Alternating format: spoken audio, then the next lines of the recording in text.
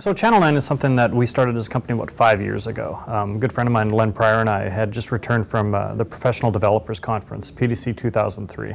And you know, the thing that you have to remember back then was things that we take for granted at events were some things were happening that were kind of new, right?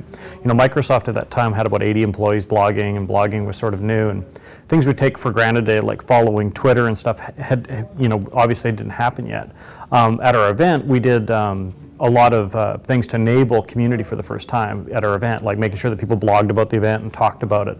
That was pretty amazing for us to be able to see, because for the first time you could sense this real-time online pulse about what was going on at the event. People blogging about it, talking about it, and so forth. When Len and I returned from the event, we kind of joked and go, geez, you know, we'd go out and we'd look at the comments on the blogs and see people talking about it. And for the very first time, you could see how much that connection between employees at Microsoft and the attendees of the event really happened, and people really got to see for the first time the people behind our products. And we joked afterwards. I said, you know, if we could have a PDC every day of the event, every day of the year, what a wonderful world it would be. Our jobs would be so much easier. So Channel 9 was the idea of, like, we could go do that online. And so a lot of people hear the name Channel 9 and they go, oh, okay, that's like a TV channel or something. It's not at all where the name came from. Where the name came from was actually Len had this horrible fear of flying.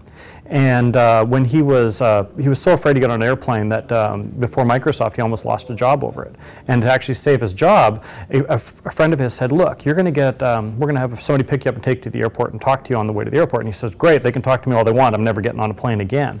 And so Len, this fellow shows up at his house to pick him up and says, hey, I'm a pilot for American Airlines. I'm going to drive you to the airport. And you can ask me any question you want about flying. So he asked him about, you know, how much can the wings deflect? You know, what if we get hit by lightning? What happens if we hit a bird and things like that? And what safety parameters? And just any question we want. And he was feeling pretty good about flying. And he said, oh, okay, so now we're getting to the airport. You're going to fly with me, right, to the East Coast? And he goes, no, I'm not. But the good news is you're flying on United today. And I want you to get on the airplane. I want you to put on the headphones when you sit in your seat, and I want you to tune into Channel 9.